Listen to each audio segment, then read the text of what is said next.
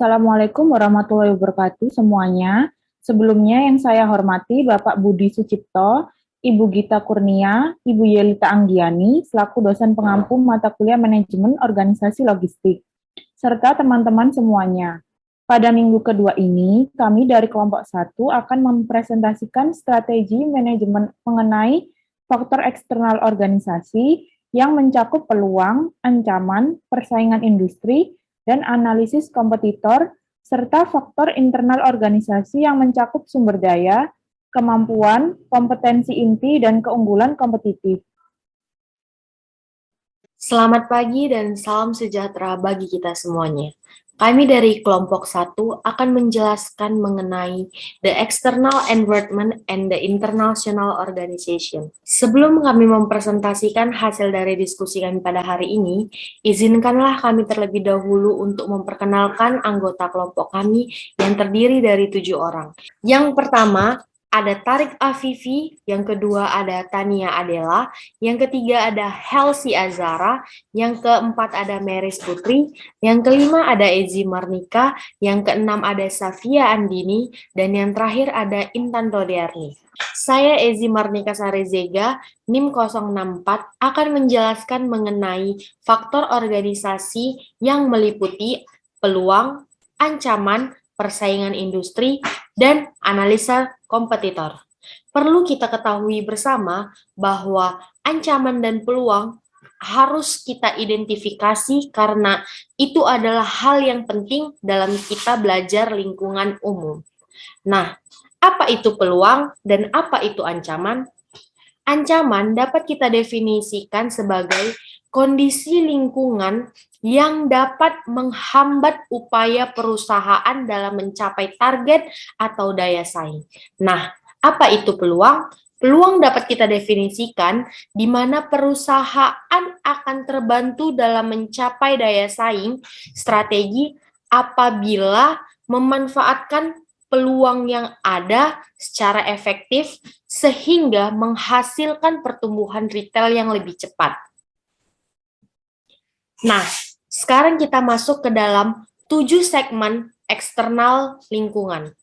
Dapat kita lihat bersama pada slide ini menjelaskan bahwa eksternal lingkungan itu memiliki 7 segmen. Di antaranya ada demografi, ekonomi, fisik berkelanjutan, sosial, global, teknologi, politik, atau hukum. Nah, saya akan menjelaskan apa-apa saja pengertian dari segmen eksternal ini di slide yang akan datang nanti atau slide berikutnya. Dan saya perlu menegaskan di sini bahwa perusahaan memahami lingkungan eksternal dengan memperoleh informasi tentang pesaing, pelanggan, dan pemangku kepentingan lainnya. Apa gunanya? Untuk membangun basis pengetahuan dan kemampuan mereka sendiri. Nah, berdasarkan informasi itu, perusahaan mengambil tindakan seperti membangun kapabilitas dan kompetensi yang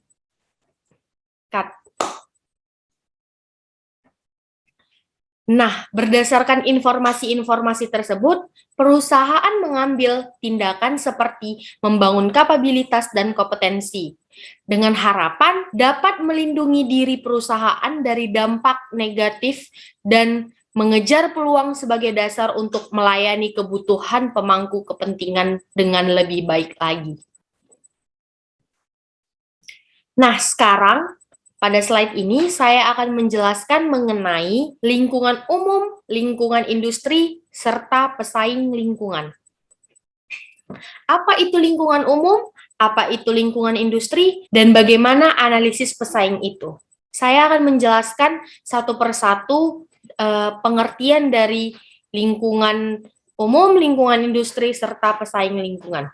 Yang pertama, lingkungan umum. Lingkungan umum terdiri dari dimensi dalam masyarakat yang lebih luas yang mempengaruhi industri dan perusahaan yang ada di dalamnya. Nah, apa itu lingkungan industri? Lingkungan industri ini memiliki beberapa faktor yang akan mempengaruhi suatu perusahaan dan tindakan kompetitifnya serta akan menanggapi faktor-faktor yang akan saya sebutkan. Apa saja faktor-faktornya?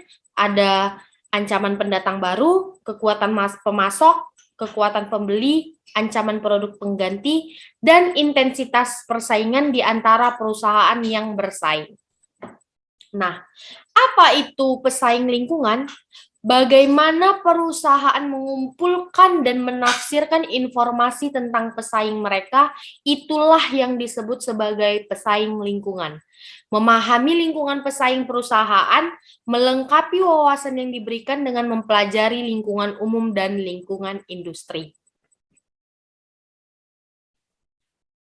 Nah, pada slide ini bertanya, mengapa kita harus menilai kekuatan eksternal? Nah, saya akan menjelaskan mengapa nilai kekuatan eksternal ini sangat mempengaruhi. Karena kekuatan eksternal ini tadi mempengaruhi pilihan bisnis untuk memperoleh atau menjual. Kemudian akan mempengaruhi pemasok dan distributor. Kemudian akan mempengaruhi juga jenis produk yang dikembangkan serta jenis layanan yang ditawarkan.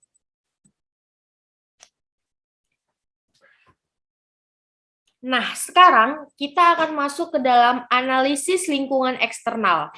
Ada beberapa analisis eksternal itu, yakni ada scanning, monitoring, forecasting, ataupun assessing.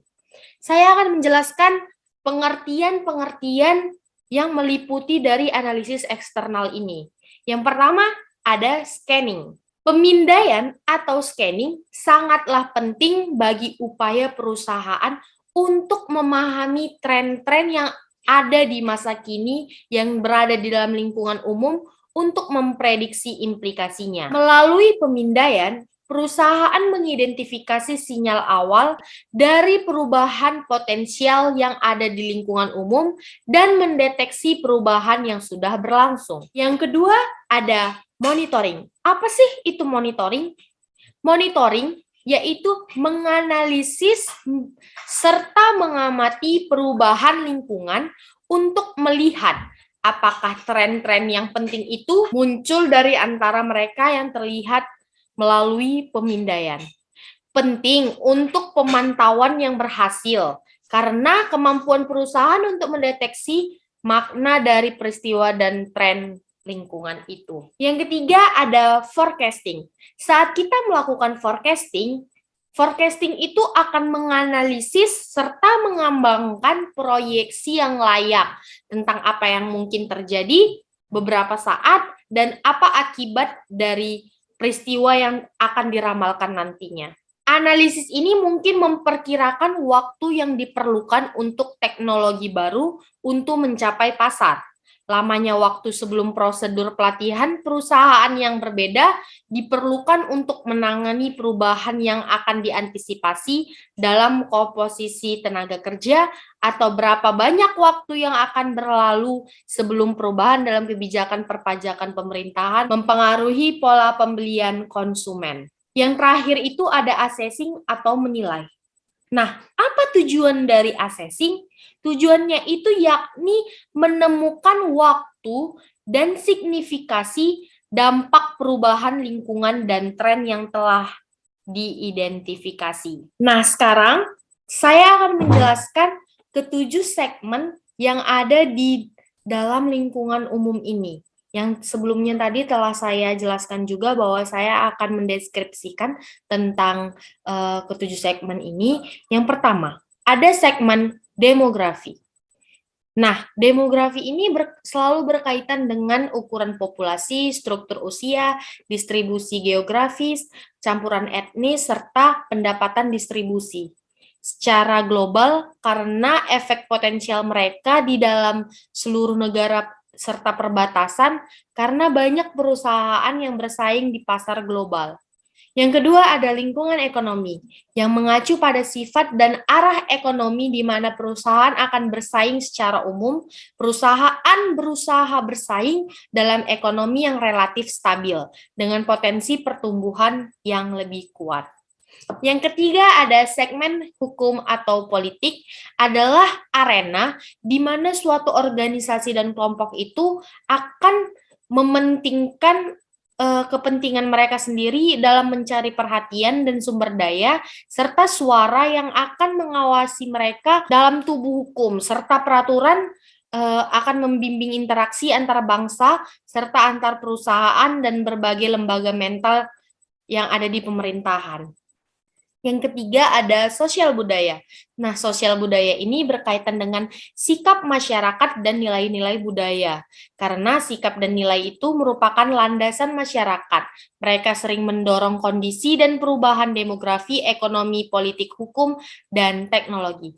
Yang selanjutnya yaitu ada segmen teknologi yang meliputi lembaga kegiatan yang terlibat dalam menciptakan pengetahuan baru dan menerjemahkan pengetahuan itu ke dalam keluaran yang terbaru produk, keluaran terbaru proses, serta keluaran terbaru bahan. Nah, yang selanjutnya ada segmen global. Nah, segmen global ini mencakup pasar yang relevan besar. Pasar yang sudah ada, tapi pasarnya ini udah berubah gitu. Nah, selanjutnya saya akan menjelaskan segmen yang terakhir, yaitu segmen lingkungan fisik berkelanjutan, mengacu pada perubahan potensial dan aktual dalam lingkungan, dan praktek bisnis fisik yang dimaksud untuk merespon perubahan-perubahan yang positif untuk menciptakan lingkungan yang berkelanjutan. Nah, slide selanjutnya akan dijelaskan oleh teman saya yang bernama Tania Adela. Segmen demografis merupakan hal yang berkaitan dengan ukuran populasi, struktur usia, distribusi geografis, campuran etnis, dan juga distribusi pendapatan. Segmen demografis biasanya dianalisis secara global karena efek potensial mereka di seluruh negara perbatasan dan karena banyak perusahaan bersaing di pasar global. Next. Segmen ekonomi juga mengacu pada sifat dan arah ekonomi di mana sebuah perusahaan mungkin bersaing. Secara umum, perusahaan berusaha untuk bersaing dalam kondisi yang relatif ekonomi yang stabil dengan potensi pertumbuhan yang kuat. Karena negara-negara saling berhubungan sebagai hasilnya ekonomi global, perusahaan harus memindai, memantau, meramalkan, dan menilai kesehatan negara tuan rumah serta kesehatan ekonomi di luar. Segmen ekonomi ini terbagi menjadi tren produk domestik bruto, tingkat inflasi, suku bunga, nilai tukar, tren pengangguran, biaya tenaga kerja, faktor impor dan ekspor, tarif pajak, fluktuasi harga, serta kondisi ekonomi negara asing. Kemudian dilanjutkan dengan segmen hukum politik, yaitu arena di mana organisasi dan kelompok kepentingan saling melengkapi untuk mendapatkan perhatian, sumber daya, dan suara dalam mengawasi badan hukum dan peraturan yang membimbing interaksi antar negara serta antara perusahaan dan berbagai lembaga pemerintah lokal.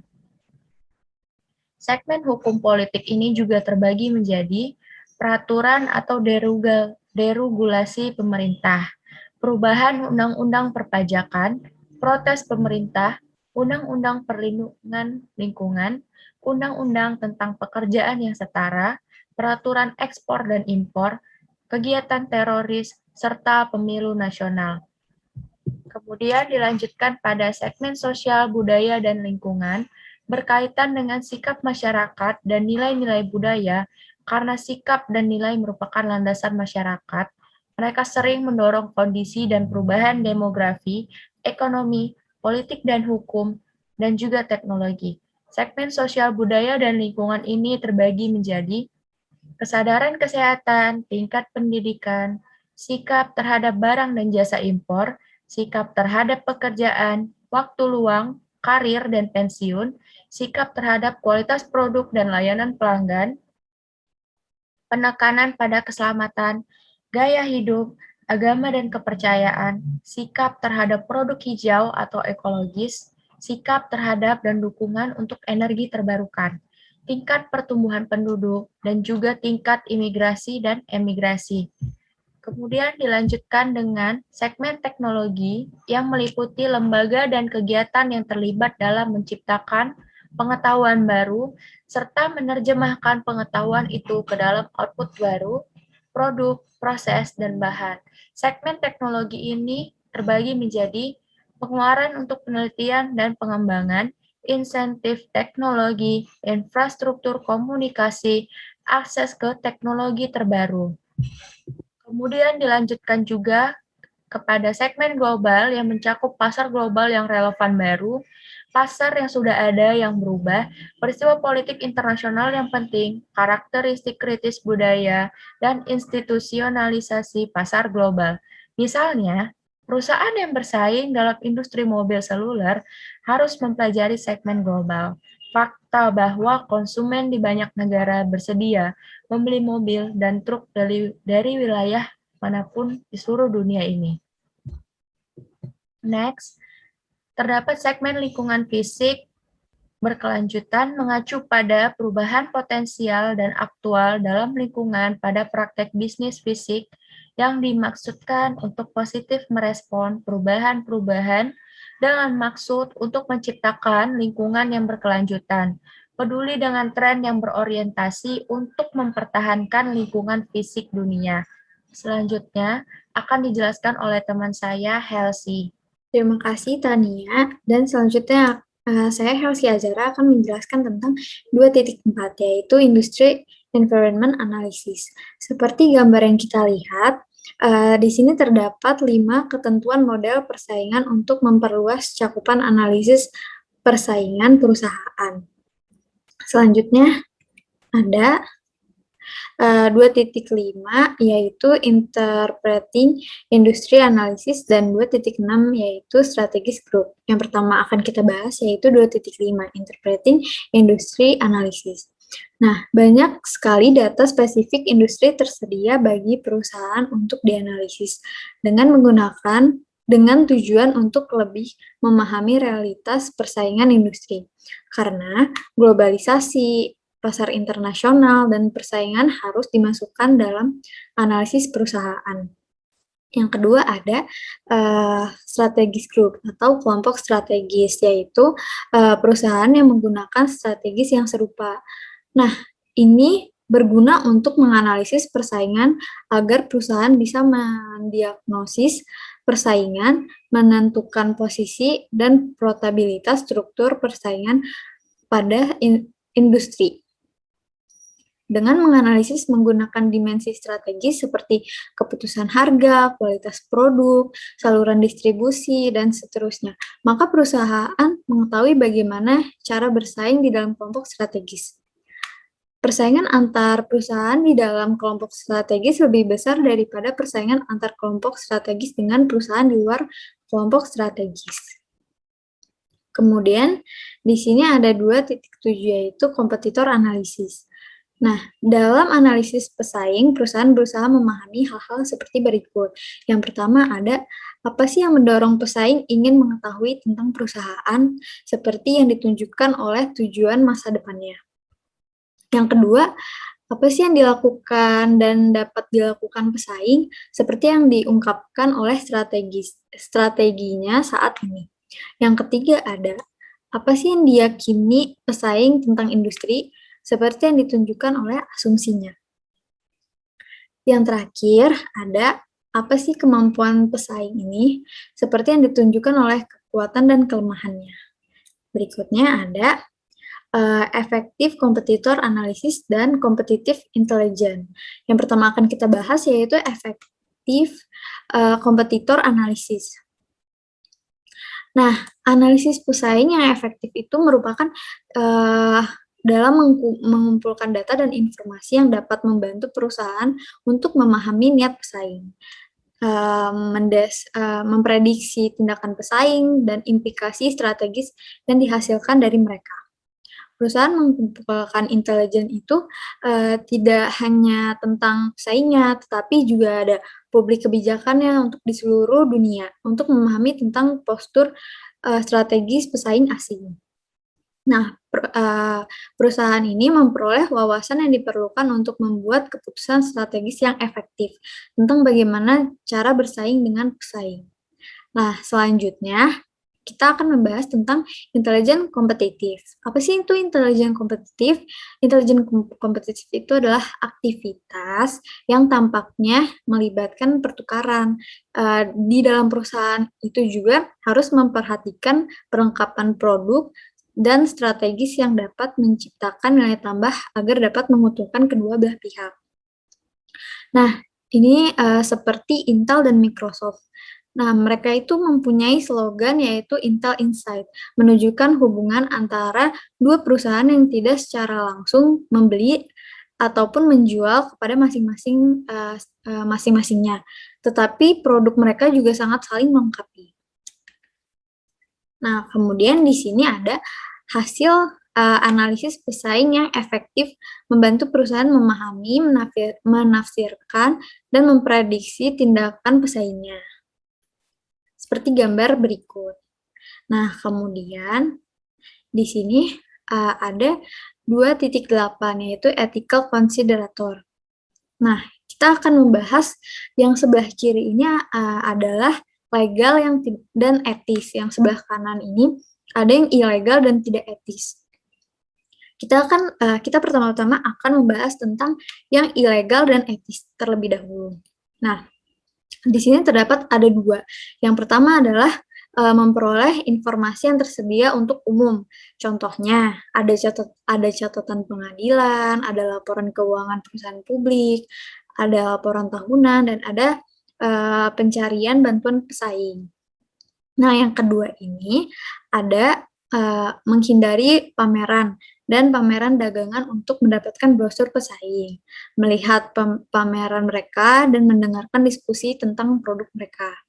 Nah, di sini, di sebelah kanan ini, ada yang ilegal dan tidak etis. Yang pertama ada including blackmail atau enggak, including extortion. Including extortion. Nah, yang kedua ini ada masuk tanpa izin, menguping, mencuri gambar atau sampel dokumen. Terima kasih, dan saya akan melanjutkannya kepada Tarik Afifi. Assalamualaikum warahmatullahi wabarakatuh. Saya Tarik Afifi dari kelompok 1 ingin menjelaskan hasil presentasi kami, yaitu organisasi internal, sumber daya, kemampuan, kompetisi inti, dan keunggulan kompetitif. Tujuan audit internal adalah untuk menyusun daftar kekuatan dan kelemahan perusahaan. Yang keberlanjutan keunggulan kompetitif adalah fungsi dari 3 faktor. Yang pertama, tingkat keusahaan kompetensi inti karena perubahan lingkungan. Yang kedua, ketersediaan pengganti kompetensi inti. Dan yang terakhir adalah kemampuan meniru dari kompetensi inti. Selanjutnya,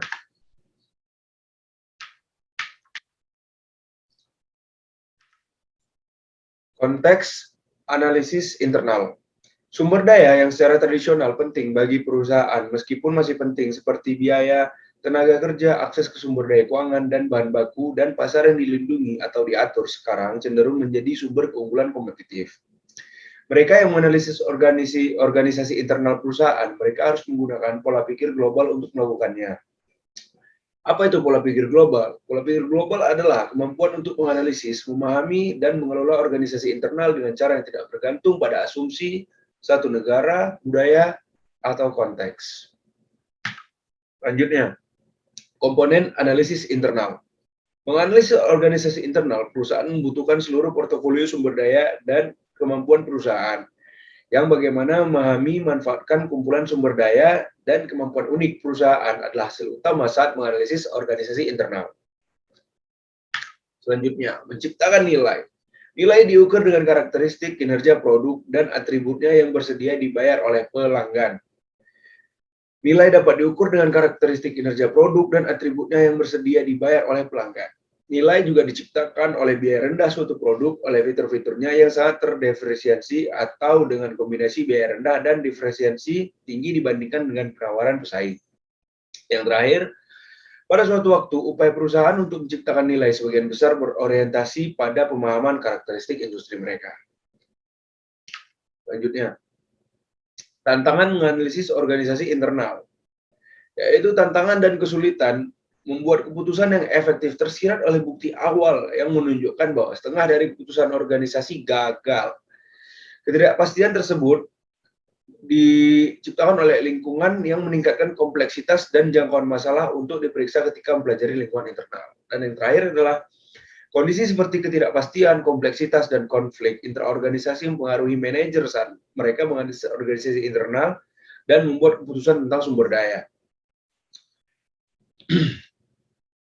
Kemudian, kondisi yang mempengaruhi keputusan manajerial tentang sumber daya, kemampuan, dan kompetensi inti. 1. Ketidakpastian. Ketidakpastian ada dikarenakan tentang karakteristik lingkungan umum dan industri perusahaan serta kebutuhan pelanggan. Yang kedua, kompleksitas. Kompleksitas adalah hasil dari hubungan timbal balik di antara kondisi yang dibentuk oleh perusahaan. Dan yang terakhir, konflik intraorganisasi. Konflik intraorganisasi mungkin ada di antara manajer yang membuat keputusan serta di antara mereka yang terpengaruh oleh keputusan yang dibuat. Sekian dari saya, terima kasih, dan selanjutnya akan dijelaskan oleh teman saya. 3 dasar dari keunggulan kompetitif adalah resource, kapabilitas, dan kemampuan inti. Yang pertama kita bahas adalah resource atau sumber daya. Sumber daya dibagi menjadi 2, yang pertama tangible dan intangible. Untuk tangible merupakan aset yang dapat diamati dan diukur. Sedangkan intangible merupakan aset yang berakar dalam sejarah perusahaan, terakumulasi dari waktu ke waktu, dan relatif sulit bagi pesaing untuk menganalisis dan meniru. Intangible kurang terlihat dan lebih sulit untuk dipahami, dibeli, atau diganti oleh pesaing. Semakin intangible sumber daya, semakin berharga sumber daya itu untuk menciptakan kompetensi.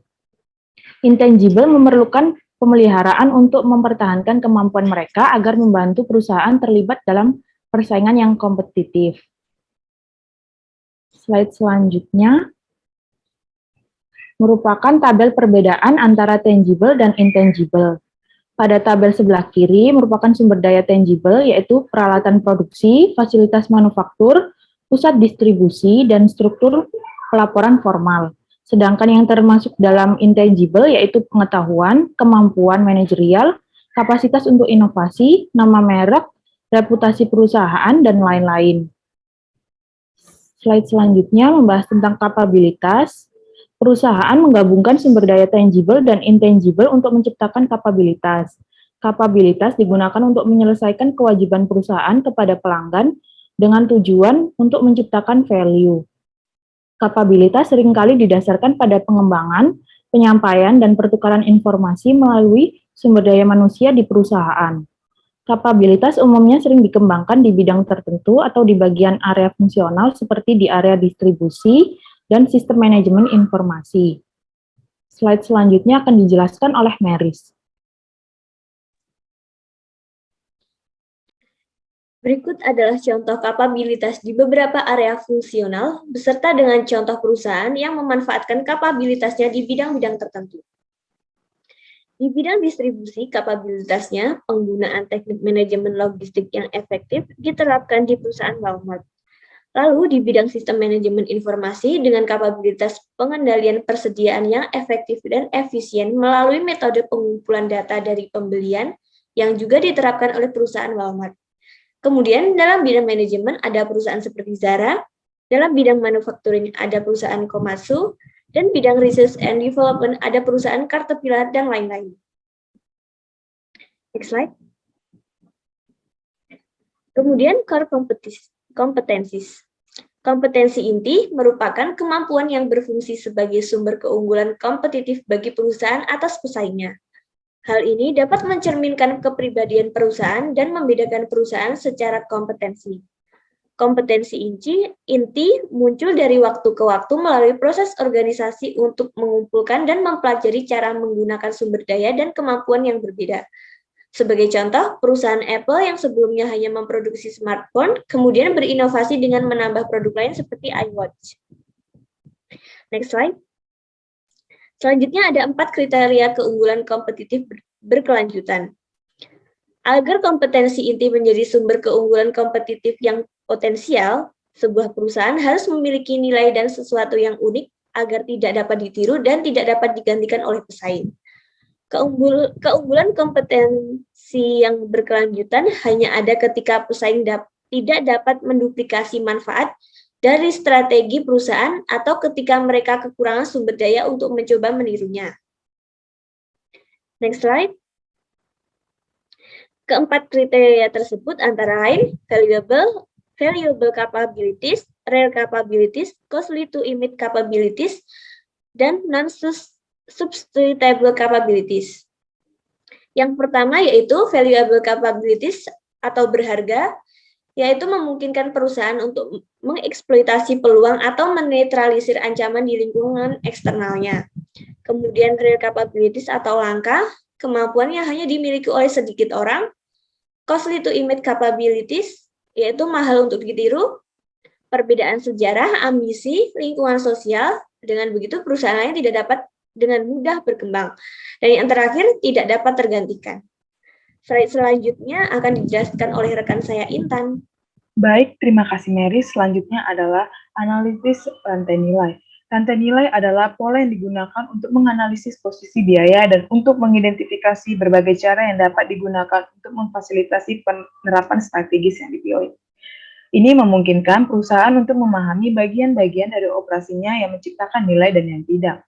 Memahami masalah ini penting karena perusahaan memperoleh pengembalian di atas rata-rata hanya jika nilai yang diciptakan lebih besar daripada biaya yang dikeluarkan untuk menciptakan nilai tersebut. Model of the value chain. Seperti yang digambarkan dalam model rantai nilai, perusahaan tersegmentasi ke dalam aktivitas rantai nilai, yaitu manajemen rantai pasok, operasi, distribusi, pemasaran atau termasuk penjualan, dan layanan, serta ke dalam fungsi pendukung yaitu keuangan, sumber daya manusia, dan sistem informasi manajemen. Sama seperti pada slide sebelumnya, aktivitas rantai nilai adalah aktivitas atau tugas yang diselesaikan perusahaan untuk menghasilkan produk dan kemudian menjual, mendistribusikan, dan melayani produk tersebut dengan cara yang sesuai bagi pelanggan. Dan fungsi pendukung mencakup kegiatan atau tugas yang diselesaikan perusahaan untuk mendukung pekerjaan yang dilakukan untuk memproduksi, menjual, mendistribusikan, dan melayani produk yang diproduksi perusahaan. Serta pelanggan adalah orang-orang yang berusaha dilayani oleh perusahaan ketika menggunakan analisis rantai nilai untuk mengidentifikasi kemampuan dan kompetensi inti mereka. Outsourcing. Berkaitan dengan bagaimana komponen, barang jadi, atau jasa yang diperoleh, outsourcing adalah pembelian aktivitas yang menciptakan nilai atau aktivitas fungsi pendukung dari pemasok eksternal. Outsourcing bisa efektif karena hanya sedikit atau jika ada organisasi yang memiliki sumber daya dan kemampuan yang dibutuhkan untuk mencapai keunggulan kompetitif dalam setiap aktivitas, rantai nilai, dan fungsi pendukung. Perusahaan yang terlibat dalam outsourcing yang efektif meningkatkan fleksibilitas mereka, mengurangi risiko, dan mengurangi investasi modal. Kompetensi, kekuatan, kelemahan, dan keputusan strategis. Jika perusahaan memiliki kemampuan yang lemah atau tidak memiliki kompetensi inti di bidang yang diperlukan untuk mencapai keunggulan kompetitif, ia harus memperoleh sumber daya tersebut dan membangun kemampuan dan kompetensi yang dibutuhkan. The Strategy Formulation Analytical Framework. Seperti slide sebelumnya, dengan menganalisis organisasi internal perusahaan, dapat mengidentifikasi kekuatan dan kelemahan mereka, sebagaimana tercermin dari sumber daya, kapabilitas, dan kompetensi inti mereka. Berikut adalah formulasi strategis yang menganalisis internal dan eksternal faktor dalam sebuah organisasi. Pertama, tahap masukan, yaitu menginput internal dan eksternal faktor. Kedua, tahap pencocokan, yaitu menggunakan SWOT, matriks. Dan ketiga, tahap keputusan, yaitu melakukan analisis terhadap SWOT matriks tersebut. Tahap pertama, tahap masukan. The External Factor Evaluation atau EFE Matrix ialah sebuah alat strategis yang digunakan untuk memeriksa lingkungan eksternal perusahaan dan untuk mengidentifikasi peluang dan ancaman yang tersedia.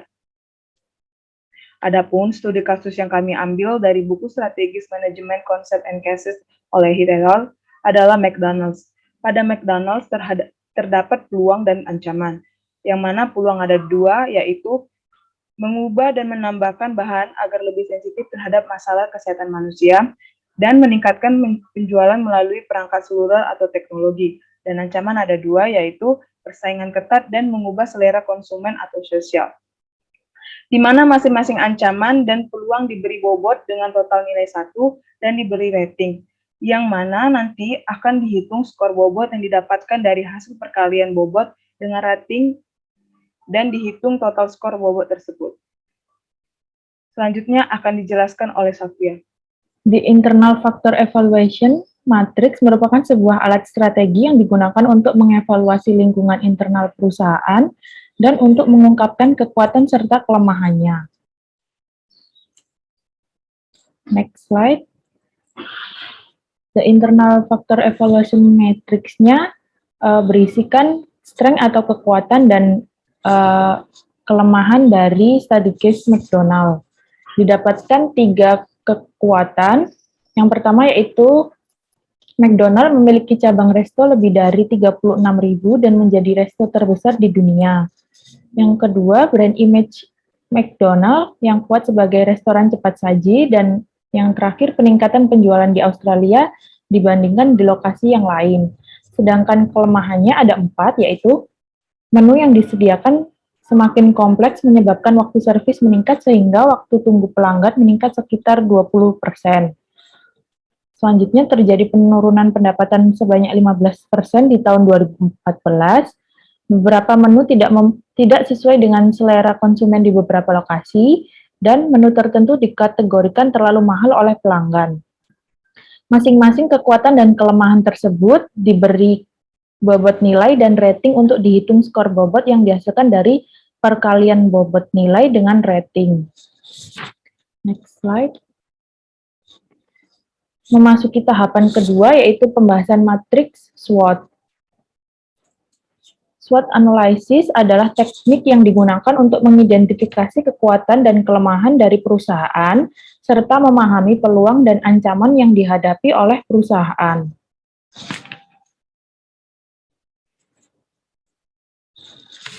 Dalam SWOT, tahapan matching stage memiliki 4 strategi, yaitu SO strategi, WO strategi, ST strategi, dan WT strategi. SO strategi menggunakan kekuatan internal untuk memanfaatkan peluang eksternal. WO strategi memperbaiki kelemahan internal dengan memanfaatkan peluang eksternal. ST strategi menggunakan kekuatan untuk menghindari atau mengurangi dampak ancaman eksternal. WT strategi merupakan taktik defensif diarahkan untuk mengurangi kelemahan internal dan menghindari ancaman eksternal. Next slide. Langkah selanjutnya adalah mensubstitusi dari keempat elemen SWOT sehingga akan menghasilkan strategi-strategi berikut. SO strategi didapatkan dari substitusi antara elemen kekuatan dan peluang. Elemen kekuatan yang diambil adalah elemen ke-1 dan ke-2, lalu opportunities atau peluangnya diambil juga yang poin ke-1 dan ke-2. Untuk tetap mempertahankan pasar, maka pihak MCD harus tetap berinovasi dalam mengembangkan menu sesuai dengan permintaan pasar atau tren seperti saat ini, karena konsumen sudah banyak yang sadar akan pentingnya makanan sehat. Maka MCD memilih untuk menggunakan bahan yang lebih sehat seperti mengganti ayam dengan yang diternak tanpa menggunakan antibiotik, dan menambahkan sayur dalam Happy Meals. Untuk WO strategi didapatkan dari substitusi antara elemen kelemahan dan peluang. Memanfaatkan teknologi untuk menaikkan penjualan agar pendapatan meningkat, seperti menambahkan service delivery sehingga perusahaan harus merekrut pekerja baru. ST strategi didapatkan substitusi antara elemen kekuatan dan ancaman. Memaksimalkan penjualan di Australia untuk meminimasi persaingan dan menguasai pasar karena beberapa menu laku terjual di Australia dibandingkan lokasi lainnya. Untuk WT strategi didapatkan dari substitusi antara elemen kelemahan dan ancaman. Menyesuaikan menu dengan selera dan budaya di masing-masing lokasi. Misal di Indo budayanya makan dengan menggunakan nasi, sehingga disediakan menu nasi uduk. Next slide akan dijelaskan oleh Mary. Terakhir ada step 3, yaitu membuat diagram analisis SWOT matrix. Selanjutnya, berikut adalah hasil perolehan gabungan dari keempat elemen SWOT, seperti yang sudah dijelaskan di step sebelumnya. Diagram ini dimulai dari kuadran 1, yaitu WO strategi. Hasilnya didapatkan dari gabungan weakness kedua dan opportunities kedua. Selanjutnya, kuadran 2, WT strategi. Hasilnya didapatkan dari gabungan weakness ketiga dan threat ke-1 dan kedua.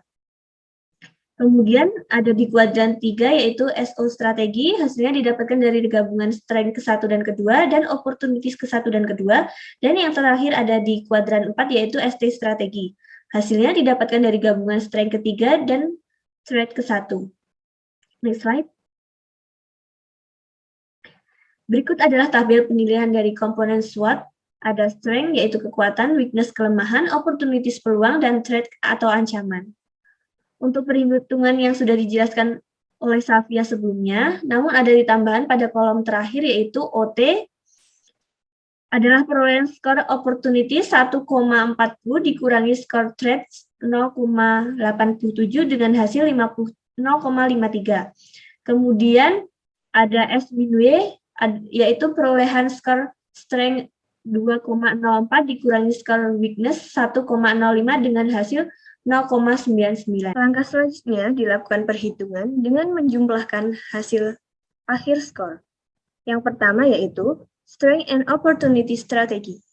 Skor dari strength ditambah dengan skor dari opportunities 2,04 ditambah 1,40 sama dengan 3,44. Selanjutnya weakness and opportunity strategy. Skor dari weakness ditambah dengan skor dari opportunities 1,05 ditambah 1,40 sama dengan 2,45. Strength and threat strategy, skor dari strength ditambah dengan skor dari threats 2,04 ditambah 0,87 sama dengan 2,91. Dan yang terakhir, weakness and threat strategy. Skor dari weakness ditambah dengan skor dari threats 1,05 ditambah 0,87 sama dengan 1,92. Kemudian, dari hasil penjumlahan tersebut, 3,44, 2,45, 2,91, dan 1,92 dijumlahkan dan diperoleh hasil 10,72. Langkah berikutnya dilakukan perhitungan skor dibagi dengan jumlah keseluruhan skor yaitu 10,72. Dimulai dari strength and opportunity strategi 3,44 dibagi 10,72 dan didapatkan nilai sebesar 32%. Weakness and opportunity strategi 2,45 dibagi 10,72 didapatkan nilai sebesar 23%. Strength and threat strategi 2,91 dibagi 10,72 didapatkan nilai sebesar 27%. Dan yang terakhir, weakness and threat strategi 1,92 dibagi 10,72 didapatkan nilai sebesar 18%.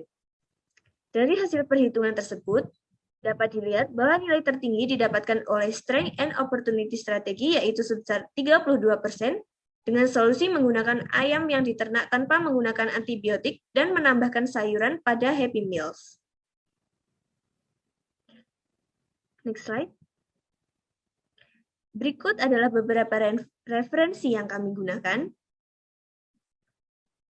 Next.